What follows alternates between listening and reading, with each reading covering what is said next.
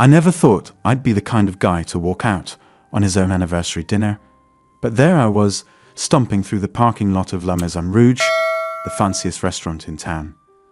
The cool night air hit my face, a stark contrast to the stuffy atmosphere I'd just escaped. I could still hear the echoes of laughter behind me, mocking and condescending. It all started about an hour earlier. My wife, Sarah, had been pushing for us to have dinner with her boss, Mr. Brown, for weeks. "It'll be great for my career," she said. "Just try to be charming, okay?" I should have known then that something was off, but I brushed it aside. After all, it was our 5th anniversary, and I wanted to make her happy. We arrived at the restaurant, and I immediately felt out of place. The manager looked at me like I was something the cat dragged in, despite my best suit. Sarah, on the other hand, looked stunning in her little black dress. She always did know how to command a room. Mr. Brown was already seated when we arrived. He stood up, all 6'4" of him, and I suddenly felt like a dwarf. "Ah, Sarah, lovely to see you," he boomed, air-kissing her cheeks. Then he turned to me, his smile never reaching his eyes. "And you must be the husband. John, was it?" "James," I corrected, extending my hand. He shook it with a grip that threatened to crush my fingers. As we sat down, I couldn't help but notice how Sarah and Mr. Brown seemed to have an easy rapport. They chatted about work, inside jokes flying back and forth, while I sat there feeling like a third wheel at my own anniversary dinner.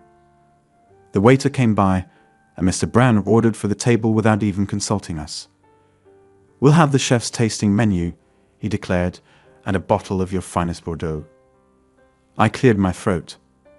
Actually, I'm not much of a wine drinker. Could I just get a beer? The silence that followed was deafening. Sarah's eyes widened in horror, and Mr. Brown let out a chuckle that made my skin crawl.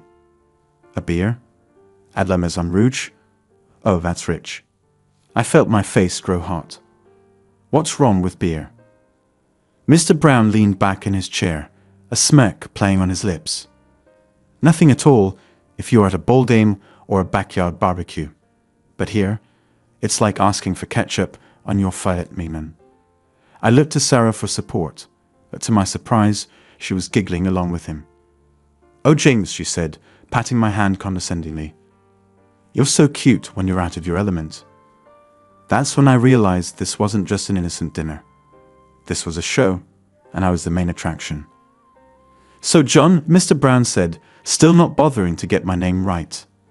"Sarah tells me you work in, what was it again?" "Pest control." "I'm an entomologist," I corrected, trying to keep my cool. "I study insects and their impact on ecosystems." "Ah, yes, a bug scientist. How quaint." He turned to Sarah. "I must say, my dear, I'm impressed by your ability to find the diamond in the rough, so to speak."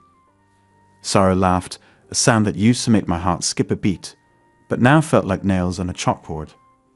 "Oh, James has his charms. He's like a big teddy bear, really. Not much for fancy dinners or social braces, but he's sweet in his own way." I couldn't believe what I was hearing. My own wife, the woman I'd loved and supported for years, was throwing me under the bus for a laugh from her boss. Mr. Brown raised an eyebrow. "A teddy bear, you say? Well, I suppose every successful woman needs a soft landing at home. Someone to make her feel smart and capable by comparison." That was it. I'd had enough. I stood up so quickly my chair teetered and almost fell over. The clatter drew the attention of nearby diners, but I didn't care. My hands were shaking, and I could feel a vein pulsing in my forehead. "Is that what you think of me?" I asked, my voice trembling with anger. "Some bumbling idiot you can use as a punchline." Sarah's eyes widened, and she reached out to grab my arm. "James, honey, sit down. You're making a scene." I yanked my arm away. "No, I won't sit down. I want to hear more about how I'm your personal clown, here for everyone's entertainment." Mr. Brown leaned back in his chair, a smug smile playing on his lips. "Come now, John, no need to be so sensitive. We're all friends here." "It's James," I spat.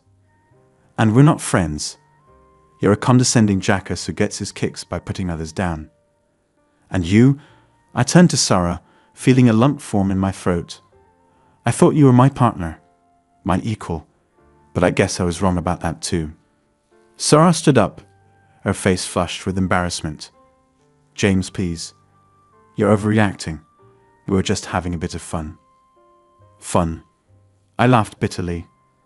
Is that what you call humiliating your husband on our anniversary? Letting your boss treat me like I'm some sort of circus animal? Mr. Brown cleared his throat. Now, let's all calm down. Perhaps you've had a bit too much to drink, John. I haven't had anything to drink, I said through gritted teeth. And for the last time, it's James. But you know what? Don't bother learning my name. I won't be around long enough for it to matter. With that, I turned on my heel and stormed out of the restaurant, ignoring Sarah's calls behind me. And that's how I ended up here, in the parking lot, wondering how my life had taken such a drastic turn. I leaned against our car, trying to catch my breath and calm my racing heart. The cool metal against my back grounded me somewhat, but my mind was still reeling from what had just transpired. How had I not seen this coming? Were there signs I'd missed? I heard the click of heels on pavement and looked up to see Sarah hurrying towards me. Her face was a mix of anger and concern, but I couldn't find it in myself to care. What the hell was that? She hissed as she reached me. You have any idea how embarrassing that was? I laughed humorlessly. Embarrassing for you? What about me? Do you have any idea how it felt to sit there and listen to you and your boss mock me?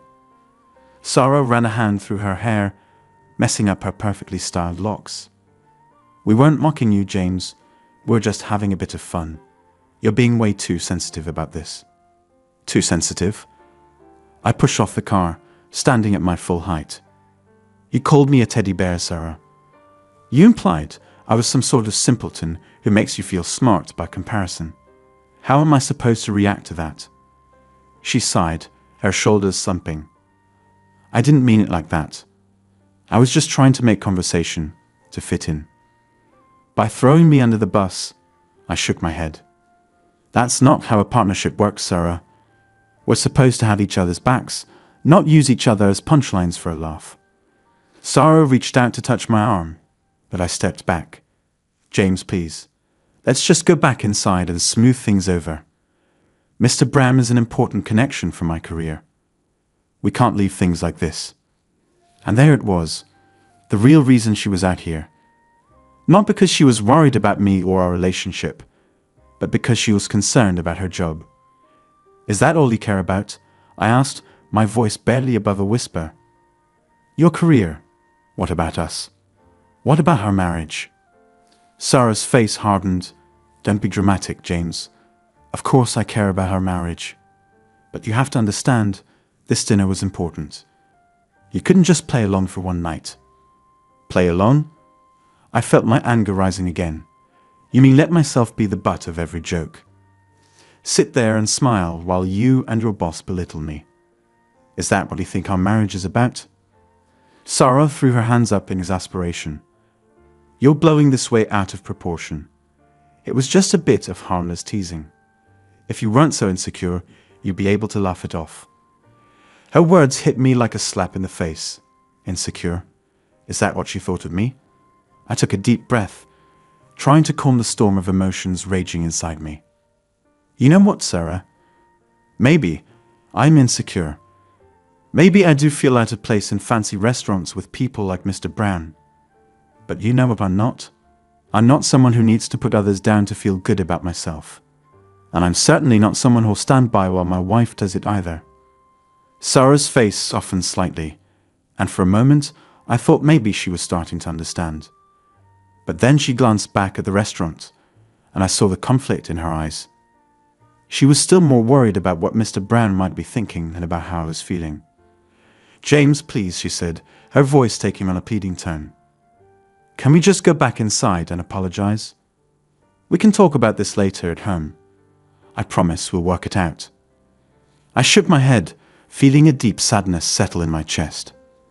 No, Sarah, I don't think we can work this out. Not this time. Her eyes widened in surprise. What are you saying? I'm saying that I think it's time we both face the truth. This isn't just about tonight. This is about us, about who we've become. When did we stop being partners? When did your career become more important than our relationship? Sarah's face flushed with anger. That's not fair. I've worked hard to get where I am. You knew how important my job was to me when we got married. I knew it was important, I agreed. But I didn't know it would become everything. I didn't know I'd become just an accessory in your life, something to be trotted out when convenient and mocked when it suited you. We stood there in silence for a moment, the weight of our words hanging heavy in the air between us. I could hear the muffled sounds of laughter and clinking glasses coming from the restaurant. A stark contrast to the tension in the parking lot. Finally, Sarah spoke, her voice quiet and controlled. So what now? You want a divorce over one bad dinner? I sighed, feeling the fight drain out of me. It's not about the dinner, Sarah. It's about respect. It's about partnership. It's about realizing that somewhere along the way, we stopped being on the same team. Sarah's lip trembled, and for a second, I saw a glimpse of the woman I'd fallen in love with all those years ago. But then her face hardened again, and I knew we'd crossed a line we couldn't come back from. Fine, she said, her voice cold. If that's how you feel, maybe we should get a divorce. I'm sure as hell not going to apologize for having ambition and wanting to succeed. Her words stung, but I realized I felt more relief than pain. It was as if a weight I didn't even know I'd been carrying had been lifted off my shoulders. You don't have to apologize for your ambition, Sarah. But you should apologize for how you've treated me, for making me feel less than, for forgetting that a marriage is supposed to be a partnership, not a competition. Sarah opened her mouth to respond, but before she could, we heard footsteps approaching. We both turned to see Mr. Brown striding towards us, his face a mask of concern that didn't quite reach his eyes. Is everything all right out here? He asked, his gaze flicking between Sarah and me. The waiter's been holding our appetizers. I couldn't help but laugh at the absurdity of it all. Here we were, our marriage crumbling before our eyes, and this man was worried about appetizers. Everything's fine, Mr. Brown, I said, surprising myself with how calm I sounded. Sarah will be right in. I, on the other hand, am leaving. Mr. Brown raised an eyebrow. Leaving, but we haven't even started dinner yet. I looked Mr. Brown straight in the eye, no longer intimidated by his imposing presence. I've had my fill of what you're serving, Mr. Brown. Enjoy your dinner. With that, I turned to Sarah one last time. I'll be staying at a hotel tonight. We can discuss the details of everything later. Sarah's face was a mix of emotions, anger, confusion, and maybe a hint of regret. But she didn't try to stop me as I walked away, my steps echoing the quiet parking lot. As I reached my car, I heard Mr. Brown's voice behind me. Well, Sarah, shall we head back inside? No sense in letting a good meal go to waste. I didn't hear Sarah's response, but the sound of heels clicking on pavement told me she had chosen to return to the restaurant. I wasn't surprised, but it still hurt. I got into my car and just sat there for a moment, my hands gripping the steering wheel so tightly my knuckles turned white. The events of the evening played on repeat in my mind, each replay bringing a fresh wave of anger and disappointment. Finally, I started the engine and pulled out of the parking lot. I had no real destination in mind, I just knew I needed to get away. As I drove through the familiar streets of our town, memories of happier times with Sarah flooded my mind. I remembered our first date, how nervous I'd been. We'd gone to a little Italian restaurant, nothing fancy like La Maison Rouge. Sarah had laughed at my jokes, even the bad ones, and we talked for hours. By the end of the night, I knew she was special. Then there was our wedding day. Sarah had looked so beautiful walking down the aisle, and I felt like the luckiest man alive. We'd promised to love and support each other, to be partners in life. Where had those promises gone? As I drove, the town gave way to suburbs, and then to open countryside. The night was clear, and the stars shone brightly overhead. I found myself pulling over at a scenic overlook, the lights of the town twinkling in the distance below. I got out of the car and leaned against the hood, looking up at the vast expanse of sky above me. How had things gone so wrong? When had Sarah and I started drifting apart? I thought back over the past few years. Sarah's career had really taken off about 3 years ago when she'd gotten the job at Brown Industries. At first, I'd been so proud of her. She was brilliant and hardworking, and she deserved every success. But gradually things had started to change. Sarah began working longer hours, coming home later and later. Our conversations, once filled with shared dreams and plans for the future, became dominated by her work stories and office politics. I tried to be supportive, I really did. I took on more of the household responsibilities, made sure dinner was ready when she got home, listened attentively to her work stories, even when I didn't understand half of what she was talking about. But somewhere along the way, I'd become an afterthought in her life. Our weekends, once filled with adventures and quality time together, became Sarah's chance to catch up on work or network with colleagues. And me, I was just there, a presence in the background like a piece of furniture. I sighed, running a hand through my hair. Maybe I should have spoken up sooner. Maybe I should have told Sarah how I was feeling, how left behind and unappreciated I felt. But I'd always prided myself on being a supportive husband. I didn't want to be the guy who held his wife back from her dreams. But at what cost? At the cost of my own self-respect? At the cost of our marriage? As I stood there under the stars, I realized that tonight's disaster of a dinner was just the culmination of years of growing apart. Sarah and I had stopped being partners long ago. We'd become two people living parallel lives, occasionally intersecting but never truly connecting. I pulled out my phone, half expecting to see missed calls or messages from Sarah. But the screen was blank. She was probably still at dinner with Mr. Brown, smoothing things over, protecting her precious career. The thought made me angry all over again. I was her husband, for God's sake. Shouldn't I be more important than some job? Than some condescending boss who couldn't even be bothered to remember my name? I thought about calling her, about trying to talk things out. But what would I say? The problems in our marriage ran deeper than one disastrous dinner. They were rooted in years of neglect, of prioritizing career over connection, of slowly drifting apart until we barely recognized each other anymore. I put my phone back in my pocket and looked out over the twinkling lights of the town below. Somewhere down there was the home Sarah and I had shared for the past 5 years. The home that had once been filled with love and laughter, but had gradually become just a place where we slept and stored our things. As I stood there, lost in thought, a cool breeze picked up, carrying with it the scent of pine from the nearby forest. It reminded me of our honeymoon when we'd gone camping in the mountains. Sarah had complained about the lack of amenities, but at night, as we lay in our tent looking up at the stars, she'd admitted it was beautiful. We'd made plans then, big plans. We were going to travel the world, start a family, build a life together full of adventure and love. What had happened to those dreams? When had they been replaced by corporate ladder climbing and networking dinners? I felt a lump form in my throat as I realized how far we'd strayed from the couple we used to be.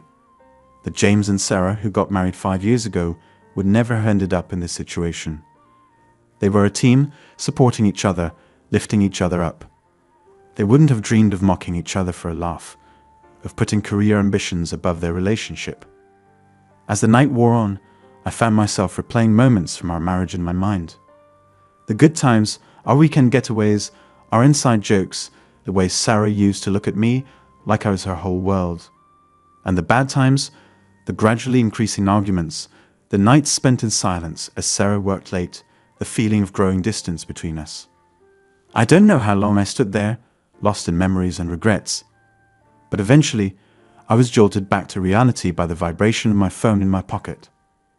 I pulled it out, half expecting it to be Sarah, but it was just a notification from a news app. I swiped it away and saw the time. It was past midnight. With a heavy sigh, I got back in my car. I still didn't have a clear destination in mind, but I knew I couldn't stay out here all night. As I started driving back towards town, I began to think about the practicalities of what came next. Where would I stay tonight? A hotel, I supposed. And then what? Would Sarah and I try to work things out? Or was this really the end of our marriage? The thought made my chest tighten with a mix of sadness and fear. Despite everything, the idea of life without Sarah was terrifying. But then I remembered the look on her face in the parking lot, the way she'd been more concerned about smoothing things over with her boss than about my feelings. I remembered years of feeling increasingly invisible in my own marriage, and I knew, deep down, that things couldn't go back to the way they were. As I drove through the quiet streets of our town, I found myself passing familiar landmarks. There was the park where Sarah and I used to have picnics on Sunday afternoons, the movie theatre where we'd had our third date, the little cafe where I proposed, nervously fumbling with the ring as Sarah looked on with tears in her eyes. Each sight brought a fresh wave of memories and emotions. Anger at how things had turned out, sadness for the love we'd lost, fear of an uncertain future, but underneath it all, a growing sense of resolve. I deserved better than to be someone's punchline, someone's afterthought. If Sarah couldn't see that, then maybe it really was time to move on. I ended up at a modest hotel on the outskirts of town. As I checked in, the bored-looking night clerk barely glanced up from his phone. I wondered what he thought of me. A man checking into a hotel alone, close to 1 a.m., no luggage, still wearing a suit that was now wrinkled from hours of sitting in my car. Did he assume I was having an affair? The irony of that thought almost made me laugh. The room was small and generic, with bland artwork on the walls and a faint smell of cleaning products.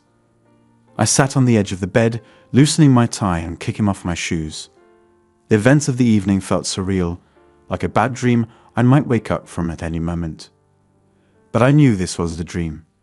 This was my new reality, and I had to face it head on. I pulled out my phone again, still no messages from Sarah. I debated whether to send her a text, just to let her know I was safe. But what will I say? Hey, I'm at a hotel. Hope you enjoy the rest of your dinner with your boss who thinks I'm an idiot. No, better to leave it for now. We'd have plenty to talk about in the morning. I lay back on the bed, not bothering to change out of my suit.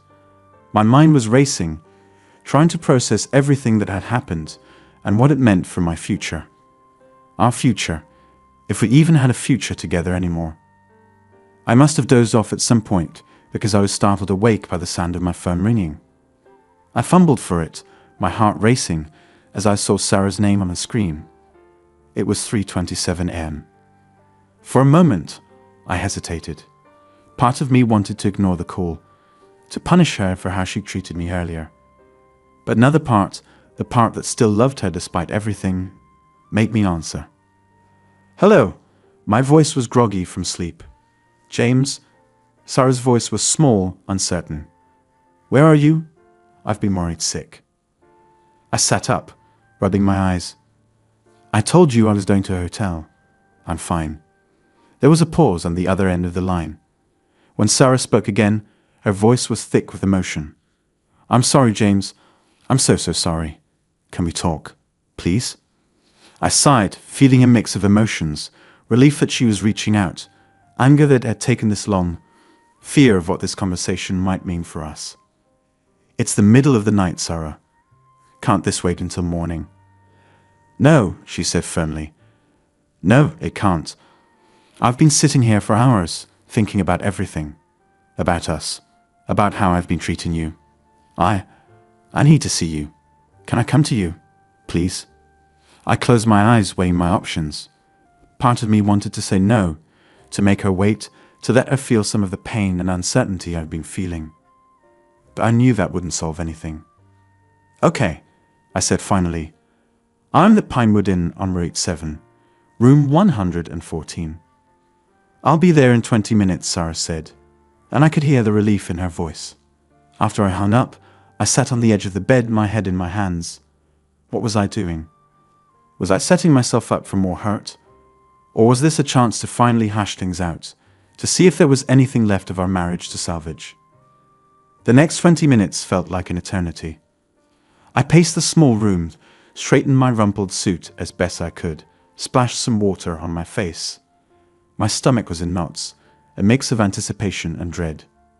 Finally, there was a soft knock at the door. I took a deep breath, steeling myself for whatever was about to happen, and opened it. Sarah stood there, her hair messy, her makeup smudged. She was still wearing the black dress from dinner, but she'd thrown a cardigan over it and swapped her heels for flats. Her eyes were red and puffy, like she'd been crying. For a moment, we just stood there, looking at each other. Then, without a word, Sarah stepped forward and threw her arms around me, burying her face in my chest. "I'm sorry," she sobbed. "I'm so sorry, James. I've been such a terrible wife. I don't know how things got so messed up." I stood there, frozen for a moment, before slowly wrapping my arms around her. Despite everything, holding her still felt like coming home. "Come inside," I said softly. "We have a lot to talk about." Sarah nodded, wiping her eyes as she stepped into the room. I closed the door behind her, feeling like we were closing the door on one chapter of our lives and possibly opening the door to another. We sat on the edge of the bed, a careful distance between us. Sarah took a deep breath, as if steeling herself for what she was about to say. "James, I don't even know where to begin. What happened tonight at dinner? It was unforgivable. The way I treated you, the things I said, I'm ashamed of myself." I sat there, listening, my emotions a tangled mess. Part of me wanted to comfort her, to tell her it was okay. But another part, the part that was still hurting, needed to hear more. "Why, Sarah?" I asked, my voice barely above a whisper. "Why did you do it? Was it really that important to impress your boss that you'd throw me under the bus?" Sarah flinched at my words, but she didn't try to defend herself. "I don't know. I got caught up in the moment, in trying to fit in with that world. Mr. Brown, he has this way of making you feel like you need to prove yourself constantly. And I used you to do that. I'm so sorry, James." I nodded slowly, processing her words. "It's not just about tonight, though, is it? This has been building for a long time." Sarah's shoulders slumped, and she nodded. "You're right. I've been so focused on my career, on climbing the corporate ladder, that I lost sight of what really matters, of who really matters." She reached out, hesitantly taking my hand. I let her, even as part of me wanted to pull away. "James, I love you. I know I haven't been showing it lately, but I do. When you walked out tonight, when I realized I might have lost you, it was like a wake-up call." I looked at our joined hands, remembering all the times we sat like this in the past, planning our future together. "I love you too, Sarah, but love isn't always enough. We've grown so far apart. I don't even know if you see me as a partner anymore." Sarah's grip on my hand tightened. "I do. I know I haven't been acting like it, but you are my partner, James. You're the most important person in my life. I've lost sight of that somewhere along the way." I sighed, feeling the weight of years of neglect and misunderstandings between us. "How did we get here, Sarah? When did your job become more important than our marriage?" Sarah was quiet for a moment, her brow furrowed in thought. I think it started gradually. At first, it was just staying late at the office occasionally, taking on extra projects. I told myself it was temporary, that I was doing it for us, for our future. She paused, wiping away a tear that had escaped. But then it became a habit. The more I'd worked, the more praise I got, the more opportunities came my way. It was intoxicating, James. I felt powerful, important. And somewhere along the way, I started to believe that my worth was tied to my job title, my salary, my position in the company. I nodded, understanding dawning. And I became, what? An afterthought. Inconvenience. Sarah shook her head vehemently. "No, never an inconvenience. But I think I started taking you for granted. You were always there, always supportive. I didn't realize how much I was asking of you, how much I was neglecting our relationship." We sat in silence for a moment, the weight of her words hanging between us. Finally, I spoke. "Sarah, I need to know, if you had to choose between your job and our marriage, what would you choose?" Sarah looked at me, her eyes filled with tears. "James, if you had asked me that question yesterday, I don't know what I would have said. And that terrifies me. But tonight, seeing you walk away, realizing what I stood to lose, there's no contest. You're more important than any job, any career advancement. I choose you, James. I choose us. I felt a lump form in my throat. It was what I wanted to hear, but could I trust it? How can I believe that, Sarah? How do I know this isn't just words, that things won't go back to the way they were once the shock of tonight wears off? Sarah squeezed my hand. Because I'm going to prove it to you, starting right now. I'm going to call Mr. Brown in the morning and tell him I'm taking a leave of absence. I need to sort out my priorities, and right now, that priority is saving our marriage. If you'll let me, that is. I felt a mix of emotions at her words, hope, skepticism, and a tiny spark of something that felt dangerously like forgiveness. But I knew we couldn't just sweep everything under the rug and pretend it never happened. Sarah, I said slowly, choosing my words carefully. I appreciate what you're saying, and I want to believe you. But this isn't something that can be fixed overnight. We've got years of issues to work through. She nodded, her eyes never leaving mine. I know, and I'm ready to do that work, James. Whatever it takes. Couples therapy, communication exercises, rebuilding our connection. I'm all in. I just need to know if you're willing to try. I took a deep breath, feeling the weight of this moment. This was it, the crossroads of our marriage. Whatever I decided now would shape the course of our future. I'm willing to try, I said finally, but I need you to understand something, Sarah. I can't go back to being the person I was before. I won't be the butt of your jokes or the afterthought in your life. I need a true partner, someone who values me and our relationship above everything else. Sarah nodded vigorously. Yes, absolutely. I promised, James. No more taking you for granted. No more putting work first. You are my priority. I managed a small smile.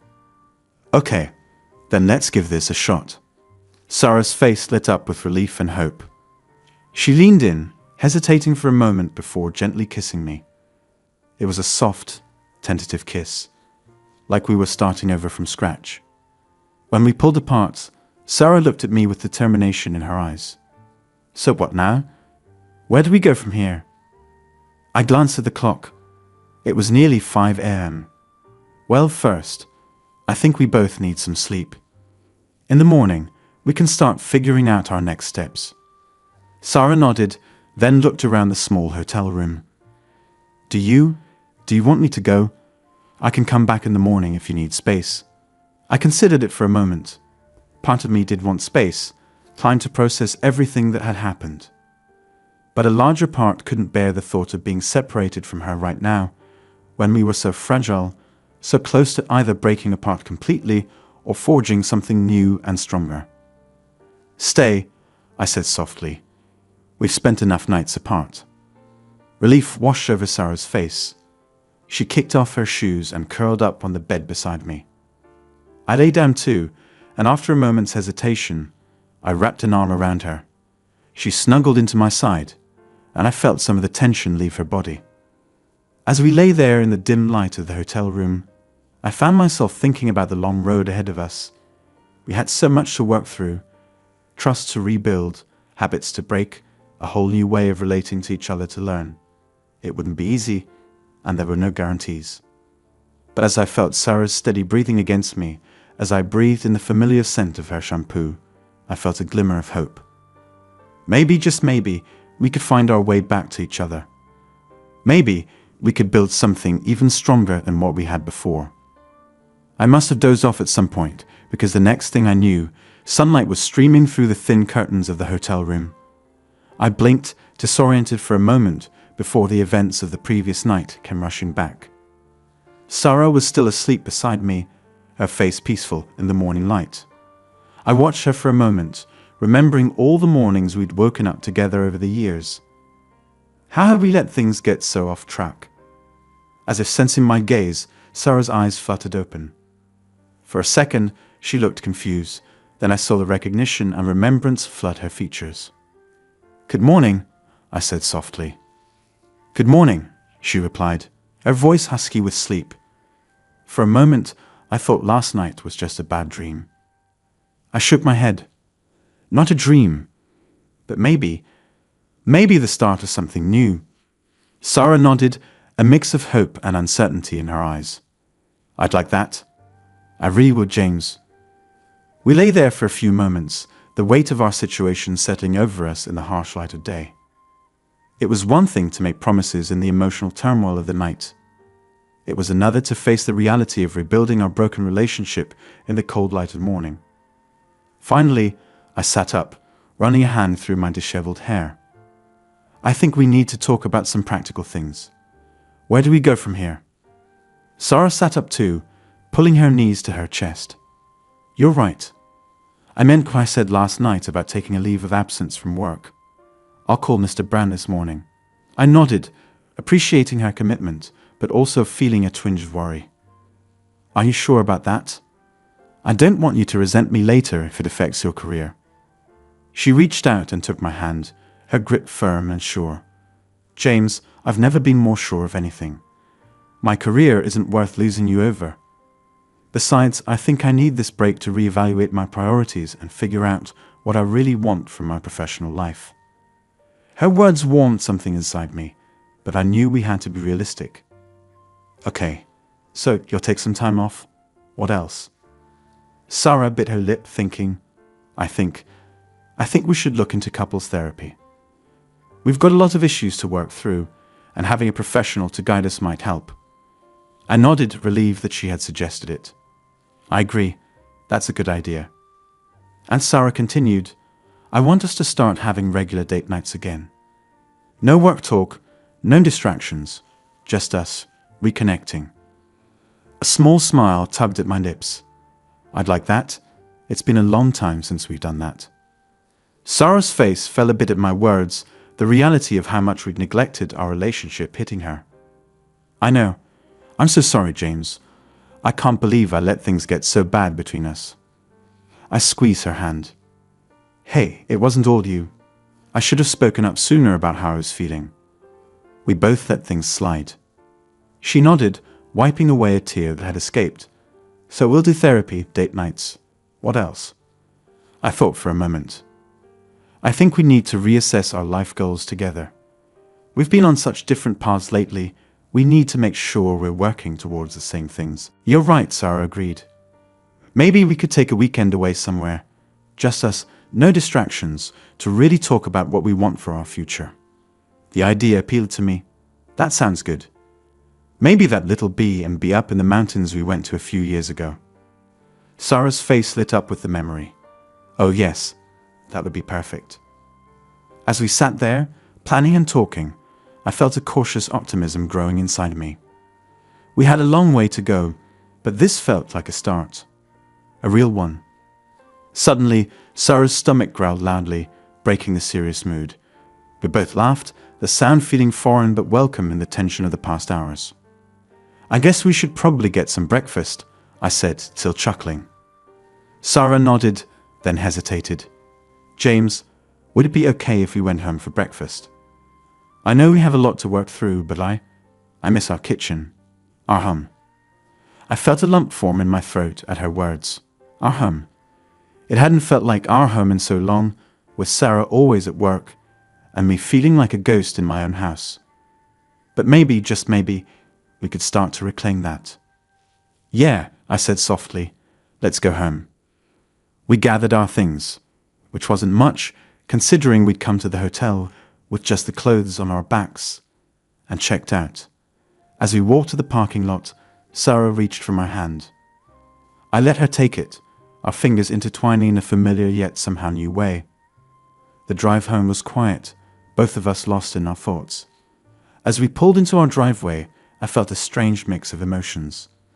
This house held so many memories, both good and bad.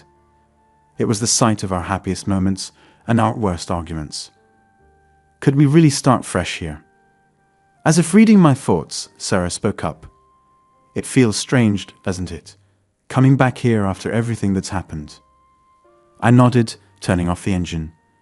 Yeah, it does. But maybe that's not a bad thing. Maybe we needed this wake-up call to appreciate what we have here. We got out of the car and walked to the front door. Sarah fumbled with her keys for a moment before unlocking it. As we stepped inside, the familiar scent of home washed over us. A mix of Sarah's favorite candles, the old wooden floors, and something uniquely us. For a moment, we both stood in the entryway, taking it all in. It was surreal how everything looked exactly the same, yet felt so different. "I'll start on breakfast," Sarah said, breaking the silence. "Pancakes okay?"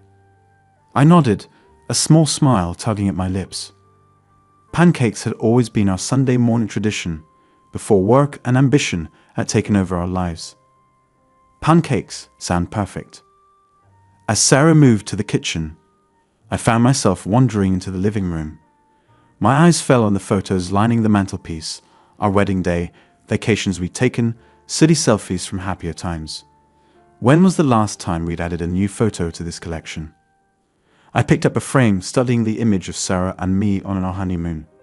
We looked so young, so carefree, so in love. Could we ever get back to that place? "James," Sarah's voice called from the kitchen. "Can you come here for a sec?" I put the photo back and made my way to the kitchen. Sarah was standing by the open refrigerator, a carton of milk in her hand, and a sheepish look on her face.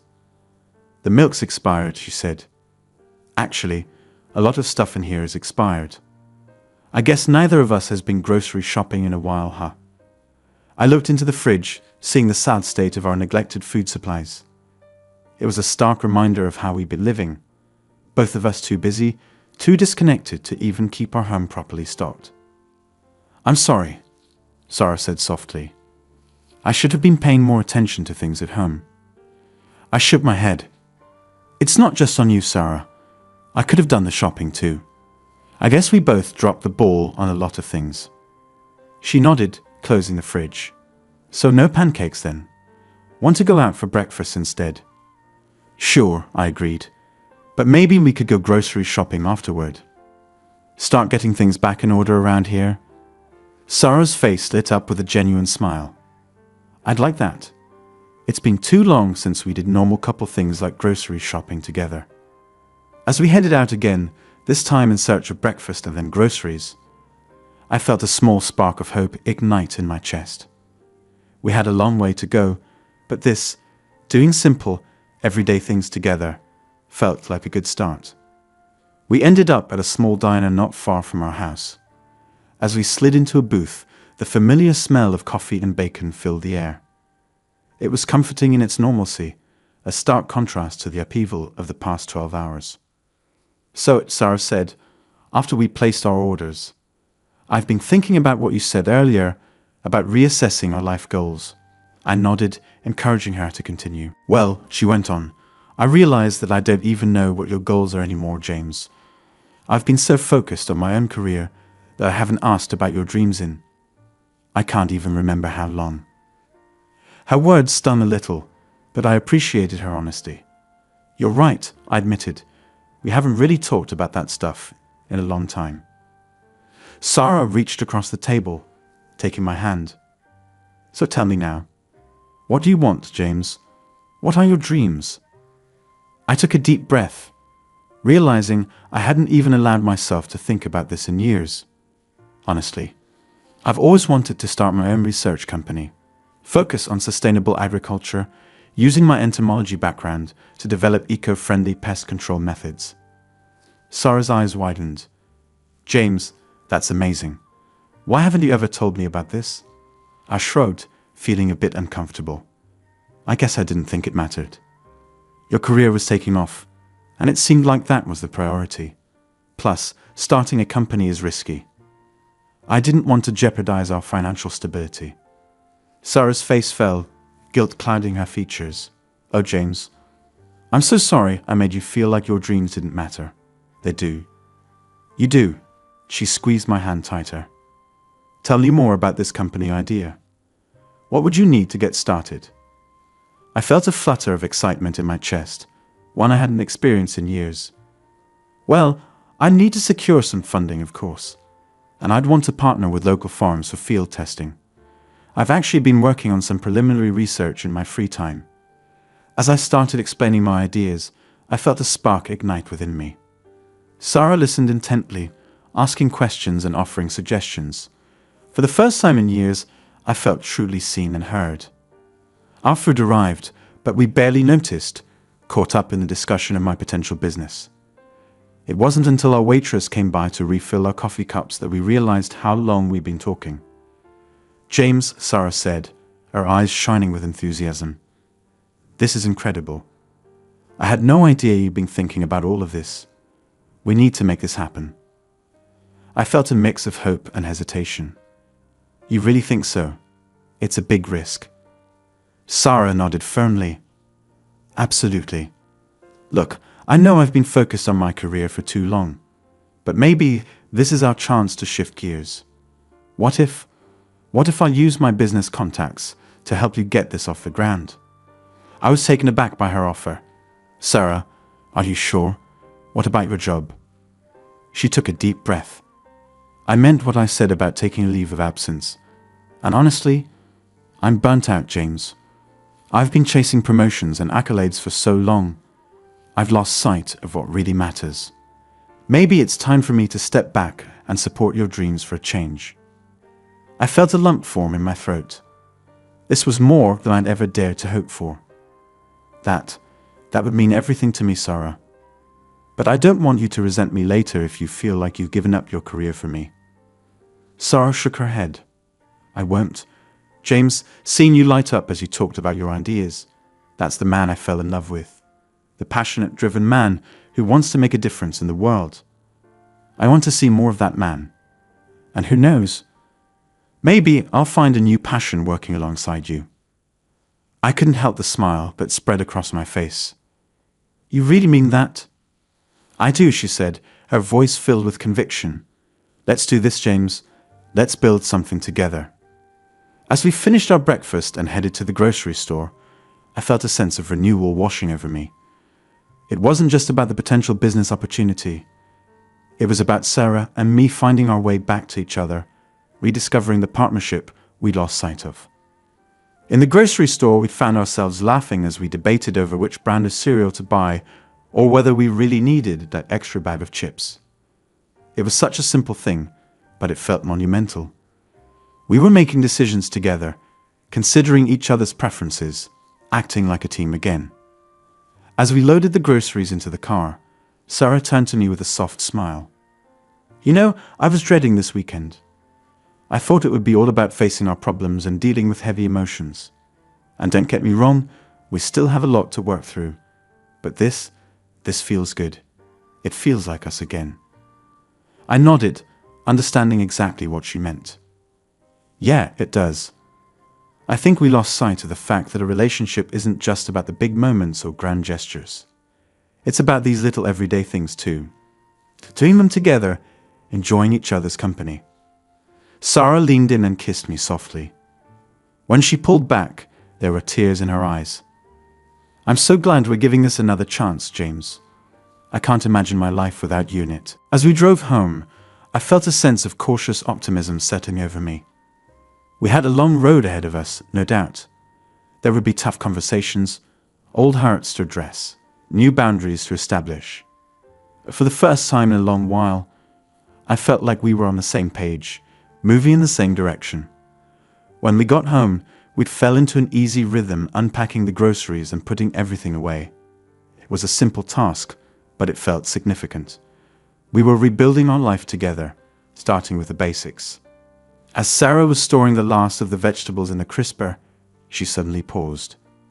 "James," she said, her voice hesitant, "there's something else I need to tell you." I felt a flicker of anxiety at her tone. "What is it?" She closed the fridge and turned to face me, her expression serious. "Last night, after you left the restaurant, Mr. Bram said some things. About you, about us. And I didn't defend you the way I should have." I felt a knot form in my stomach. "What did he say?" Sarah took a deep breath. "He called you a liability. Said I'd never make it to the top with a husband who couldn't play the game. He suggested that if I wanted to succeed, I should consider consider finding someone more suitable. I felt like I'd been punched in the gut. And what did you say? Sarah's eyes filled with tears. I didn't say anything, James. I just sat there silent. And I hate myself for it. I was so caught up in trying to impress him, in protecting my career, that I couldn't even stand up for my own husband. That's when I realized how far I'd strayed from who I really am, from what really matters. I turned away, needing a moment to process this new information. The hurt and anger I'd felt last night came rushing back, intensified by this new revelation. James, Sarah said, her voice breaking, I know saying sorry isn't enough. But I want you to know that I regretted my silence the moment you walked out that door. It made me realize that no job, no amount of success is worth sacrificing my integrity or our relationship. I took a deep breath, trying to calm the storm of emotions inside me. When I turned back to Sarah, I saw the genuine remorse in her eyes. You're right, I said, my voice low. Sorry isn't enough, but I appreciate you telling me the truth now. It couldn't have been easy. Sarah nodded, wiping away a tear. I don't want there to be any more secrets between us, James. No more half-truths or things left unsaid. If we're going to rebuild our relationship, we need to be completely honest with each other. I agreed. You're right. And in the spirit of honesty, I need you to know that hearing this, it hurts. A lot. It's going to take time for me to process and move past it. I understand, Sarah said softly. And I'm prepared to do whatever it takes to regain your trust. To prove to you that you are the most important person in my life. We stood there in the kitchen, the weight of her confession hanging between us. Part of me wanted to lash out, to let her feel the full force of my hurt and anger. But another part, the part that still loved her deeply, recognized the courage it took for her to be honest about this. Where do we go from here? I asked, more to myself than to Sarah. She stepped closer, cautiously reaching for my hand. We keep talking. We keep being honest, even when it's hard. And we remember why we fell in love in the first place. I let her take my hand, feeling the familiar warmth of her touch. It's not going to be easy, I warned. I know it, she nodded. But you're worth it, James. We're worth it. As we stood there in our kitchen, surrounded by the groceries we just bought together, I realized that this moment was a crossroads. We could let this new revelation drive us apart, or we could use it as a foundation to build something stronger. Okay, I said finally, let's keep talking. Let's figure this out together. Sarah's face lit up with relief and hope. Thank you, James, for giving us another chance. I managed a small smile. We've got a lot of work to do, but I think we're on the right track. We spent the rest of the day talking, really talking, in a way we hadn't done in years. We sat on our porch swing, the one we bought when we first moved in, with dreams of lazy Sunday afternoons together, dreams that had somehow gotten lost along the way. As the sun began to set, casting a warm glow over our backyard, Sarah turned to me with a serious expression. James, I've been thinking about something, and I want to run it by you. I nodded, encouraging her to continue. I don't think I want to go back to Brown Industries, even after my leave of absence, she said, her voice firm. The culture there, the values, they're not aligned with who I want to be anymore. I was surprised by her declaration. Are you sure? You've worked so hard to get where you are. Sarah nodded. I'm sure. Being at the top doesn't mean anything if I lose myself, and you in the process. I've been thinking, what if I use my skills to help you start your company? I could handle the business side of things while you focus on the research and development. I felt a mix of excitement and apprehension at her suggestion. Sarah, that's a big change. Are you sure you won't resent giving up your career to work on my dream? She took my hand, her eyes meeting mine with intensity. James, it wouldn't be giving up my career. It would be starting a new one with you. We'd be partners in every sense of the word. And honestly, the idea of building something meaningful together, something that could make a real difference in the world, that excites me more than any corporate ladder ever could. I couldn't help but smile at her enthusiasm. It would be amazing to work together. But are you sure we're ready for that? We still have a lot to work through in our relationship. Sarah nodded thoughtfully. You're right, which is why I think we should take it slow. Maybe we could start by you sharing more about your research with me, and I could look into the business side of things just preliminarily. We didn't have to make any big decisions right away. Her approach made sense, and I felt a spark of hope ignite in my chest.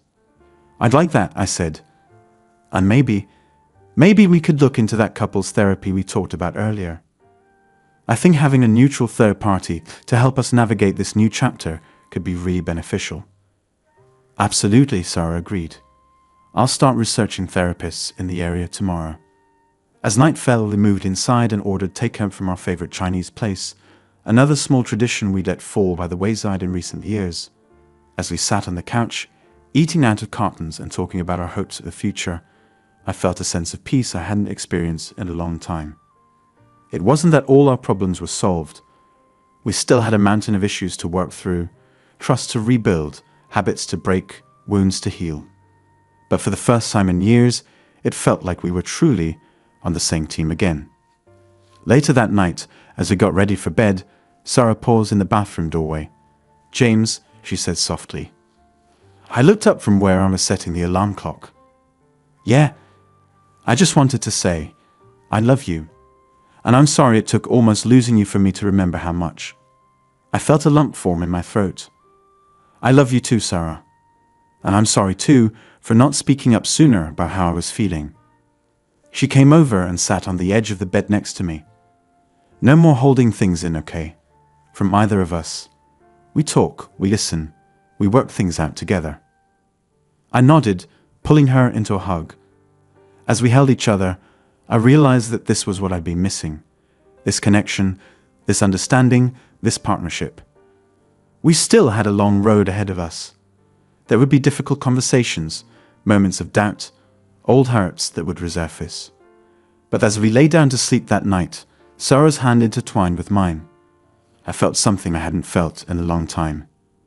Hope.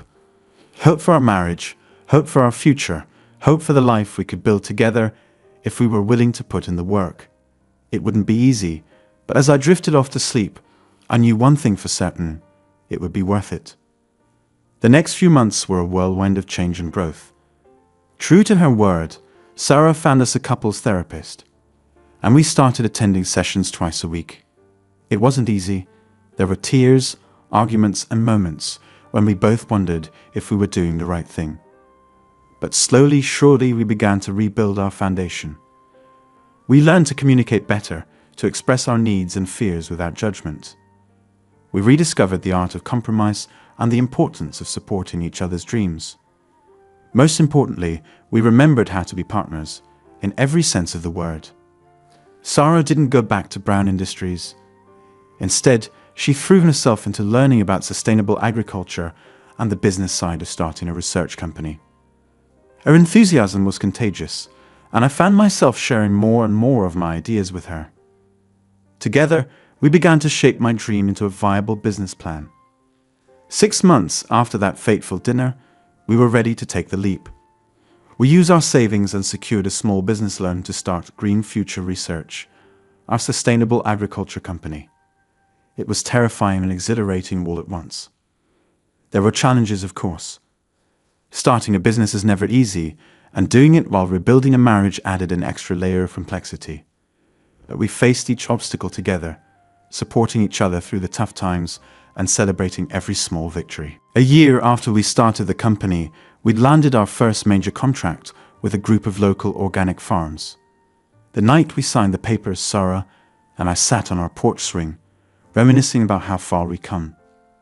Do you ever regret it? I asked her, giving up your corporate career for this. Sarah shook her head, a soft smile on her face. Not for a second. What we're doing here, it means something. We're making a difference, and we're doing it together. That's worth more than any corner office or fancy title. I squeezed her hand, feeling a rush of love and gratitude. I'm so glad we found our way back to each other, I said. Me too, Sarah replied, leaning her head on my shoulder. I think that dinner with Mr. Brown was the best thing that could have happened to us." I raised an eyebrow. Really? It felt like the worst thing at the time. She nodded. It was the wake-up call we needed. Without it, who knows how long we would have kept drifting apart. Sometimes you need to hit rock bottom before you can start climbing back up. I had to admit she had a point. That horrible dinner had been the catalyst for all the positive changes in our lives. It had forced us to confront our issues and fight for our marriage. As we sat there, watching the sunset on another day, I felt a deep sense of contentment. Our life wasn't perfect. We still had disagreements, still had moments of doubt. But we faced them together as a team. We had rediscovered what it meant to be partners, in life and in work. We had remembered how to support each other's dreams, how to compromise, how to love each other through the good times and the bad. Most importantly, we had learned that a strong marriage isn't about never having problems. It's about facing those problems together, growing through them, and coming out stronger on the other side. As the first stars began to appear in the darkening sky, I turned to Sarah. "I love you," I said simply. She smiled, her eyes shining in the twilight. "I love you too, James. Always." And in that moment, I knew that whatever challenges life might throw our way, we would face them together. We had weathered the storm and come out stronger for it. Our love, tested and true, would see us through whatever lay ahead. As we sat there on our porch swing, hand in hand, I felt grateful for second chances, for the power of forgiveness, and for the enduring strength of love. Our story wasn't over. In many ways, it felt like we were just beginning a new chapter. But whatever the future held, I knew one thing for certain. Sarah and I would write it together.